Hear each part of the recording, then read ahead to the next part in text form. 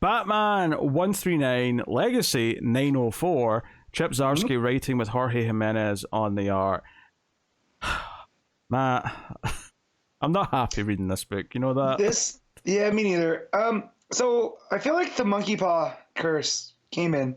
Because remember the last couple issues we've been talking about Zdarsky, and I'm like, man, I wish this was more like the Night. Maybe I'd enjoy it more if it was like the Night.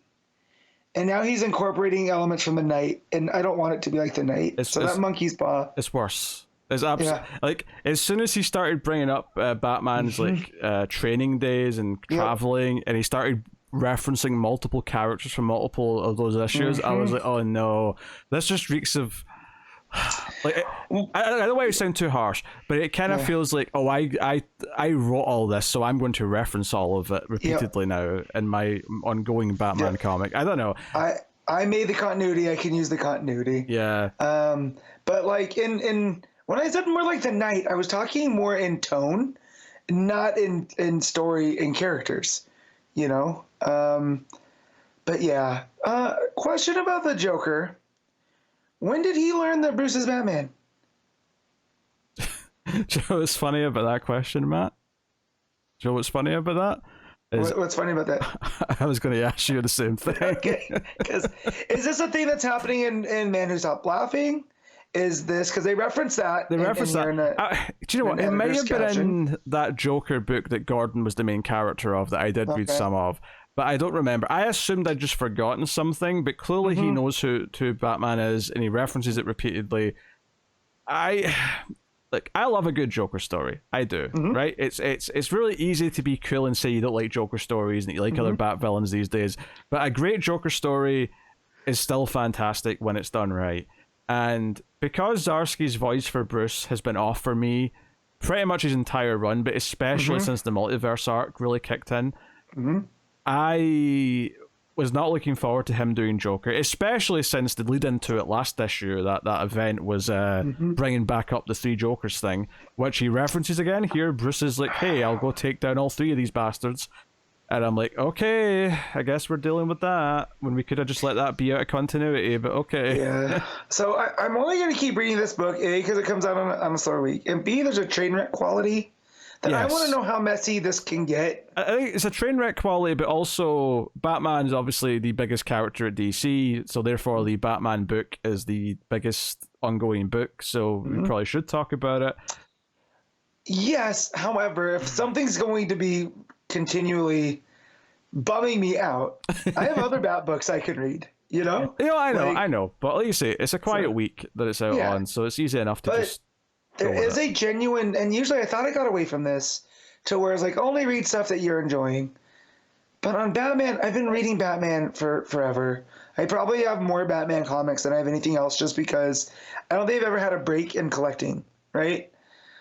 So just out of keeping the streak going, there's that. But then I'm just like, where is this going? How is he going to incorporate the three Jokers? Why does Joker know that Bruce is Batman? How does Zur-En-Arrh factor in all this? There's so many plates spinning and they all look like they're going to crash. I need to know how many are going to crash. Yeah, I mean, as far as Joker knowing that Batman's Bruce, I'm just assuming that happened in a book and I either didn't read it or I've just forgotten about it, and that's fine, right? I'll accept that's something that's been established and I just don't know about it. That's okay. But the other stuff, though, which is how we're dealing with three, because it doesn't really come up again in this issue, like the build up to the Joker after the opening stuff, you know, Bruce has in his narration that he's coming for all three Jokers, he's looking for the Joker, right? He's waiting for him to strike. That's all fine, but it never comes up again that there's three Jokers. It's just a build to the Joker's appearance at that point. And so how they're going to be doing anything with that, I don't know. But the Zur-En-Arrh stuff, of course, is that the book, you know, Joker, there's a crime scene, Joker's killed someone and left kind of a David Fincher 7-esque crime scene for Batman to find, and there's dead bats all nailed to the floor, and Batman figures out that this is all correlating to a map because there's an N meaning north, and he's like, oh wait, this is all the locations I traveled to when I was training to become Batman, and this is where all the Batman the Night references come in, and he mentions the various characters. The prominent one that comes up a lot in this issue is the cat burglar from the France. The French lady. Joker even has her kidnapped at one point, although it seems like she escaped, but honestly, it feels a bit fishy to me. I'm not convinced that she did escape. But basically, the murdered guy is the heir to this fortune. He's got this family that made riches by selling dolls to children, right? This was a family fortune, and Batman goes to check out the grandmother, who's the one who actually made the fortune, in her mansion. And that's where a lot of the issue takes place, where he's going through, and Joker's booby-trapped the shit out of this place. Some of the dolls are spewing fire at him. There's a big baby doll that's actually a Joker henchman, dressed up as a big doll. I did like that. That was a fun little sequence, but I feel like a lot of that's on Jimenez, on the art. Oh yeah, because the art's obviously typically really good, because it's Jimenez. Yeah. I don't have any bad words to really say about the art. No, the art, all that's there, and that especially, I went back and looked over that sequence because it is kind of surreal to see Batman fighting a gigantic baby, and then he knocks the head off, and there's a Joker under there, and it ends up being Joker's henchman. But it's again, there's a quality to it that I enjoyed. Yeah. So yeah, we see that Joker has the French woman kidnapped from Batman the Night. But she seemingly gets away from him, and it's not clear if this is a live feed or if it's something that was recorded earlier. But Joker's watching from the cracks in the floor or the ceiling above, and Batman figures it out, but he falls down to a display that the Joker set up. So the Joker, now knowing who Bruce Wayne is, that he's Batman, has set up a series. Well, I'll call it the Death Hallway, where. Yeah. So there's like dolls replicating the death of the Waynes, which, by the way, this image of Bruce kneeling down with the circular light around him and his dead parents on the ground, like, oh, like it used to be such a great Stark image from year one, right? It's been overused so much. So overused, it means nothing. And that, again, this is the type of stuff that bums me out. We're just beating a dead horse. You know, like the only nice thing I'll say about this is one, Batman's not hallucinating it. Yeah. And I guess two, there's no perils to be seen. Yet. Yeah. Give it time. Yeah. Give it time. But of course, Batman 900 was the one that had the... No, it was one of the Nightmare issues that had the giant perils.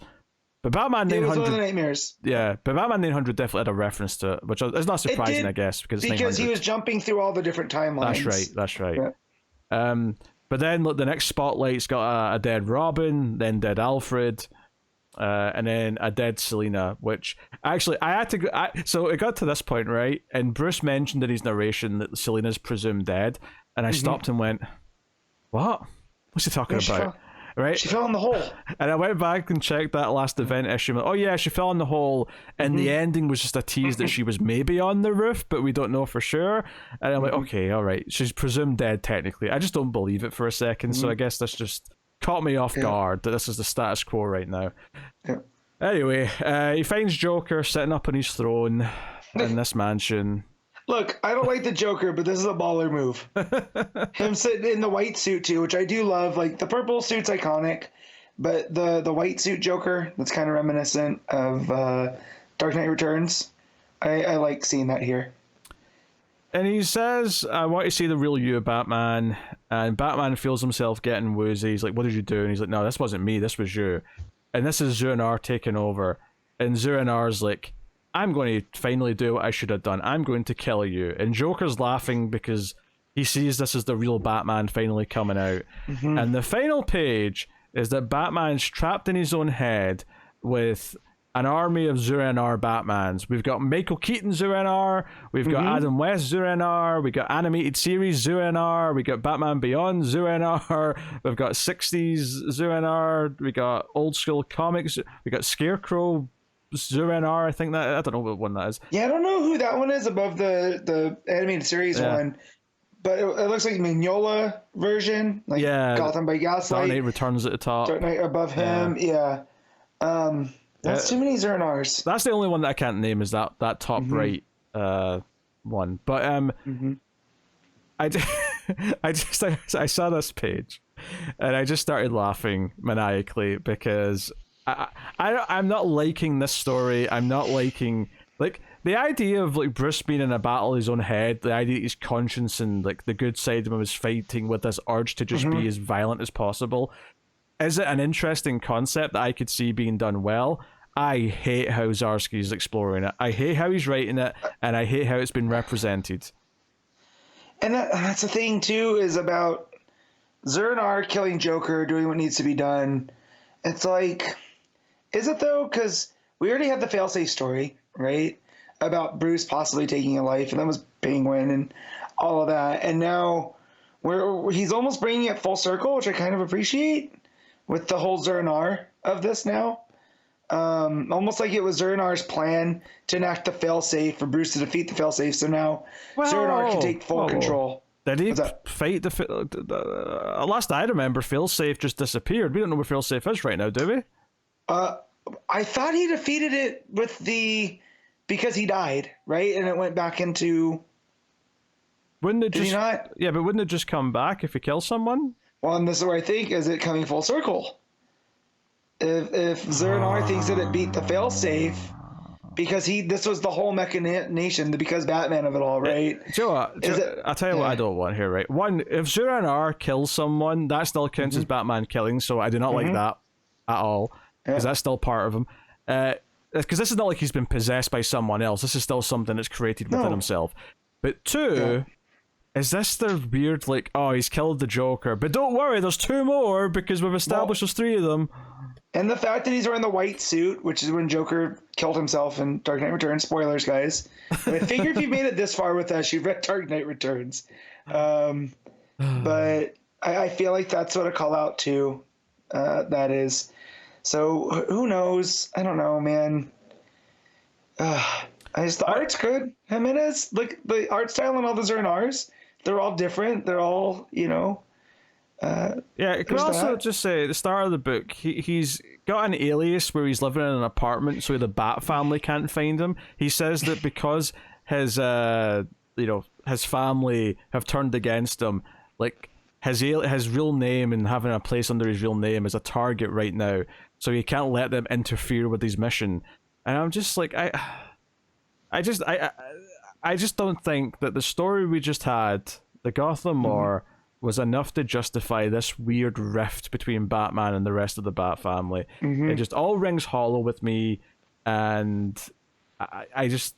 This run's shit. I'm just going to say it. I kind of hate this run now. It's going down as one of the worst ones I've been reading, and I've read a lot of rough Batman runs. I'm going to keep reading because, like you say, the car crash quality, and I have to know. And I'm being pretty good with not reading other books that I don't like, so I can stomach one a month. Yeah, well, and again, if this came out in a week where I was slammed, I'd be like, I don't know if I'm reading Batman, but the doll punching Batman page, and that makes this issue worth it enough for me. Yeah. Conceptually, I just dislike so much of what this is doing. I shouldn't even say conceptually, because I think the raw concepts of some of it I could see being done well. It's just the execution, the voice for the character, it's all just not clicking for me. I'll just briefly mention the backup, because honestly there's not much to say. It's just Vandal Savage waking up after the whole meteor thing, and he's immortal again, and he's still living in Wayne Manor. He beats up some thugs, and he puts on a nice suit. That's it. That's the whole thing. No, the hook that you're missing is because of the amount of meteors that are now situated around Gotham, he can't leave Gotham City limits. Oh, so okay, sure. Okay. He's like stuck in his own prison, so now he's going to take over the city because that's his domain, and that's where he puts it back on. And I don't hate it.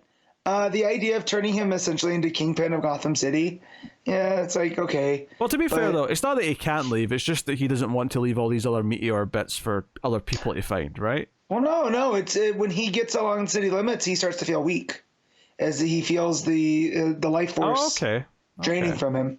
Yeah. I might have rushed this back up. I'm not going to lie. Yeah, because it says, he's a conqueror. His strength, my mind, it all fell away, made me deduce what's wrong. It seems the further I move away from Gotham, the weaker I become. Okay. So it is a nice hook. I like that idea for Vandal Savage because just having him be an immortal caveman that was, a conqueror and all this, in 2023, what can we do? So the fact that he's stuck in Gotham and now is going to be a thorn in, the Bat family side, I don't hate, but him being in Wayne Manor and stuff, I'm still not a fan of that. That's just, I don't know. It feels like a hat on a hat. We'll see. I don't know. But I'm finding it tough to give a shit right now, Matt, with this book. I'm really finding it tough. I don't blame you. And I like Vandal Savage as a character. I just, I don't like what they did with him in this one. Him trying to rain a meteor down upon Gotham to make everybody immortal. That was a weird flex, man. Yeah. All right. What are you giving Batman 139? Oof. This is the art does a lot of the carrying though. So where do I put it? I'll give it a 5.5. Yeah, I'll give it a 5. They are definitely, obviously, at least makes it pretty to look at. Like, that's always nice.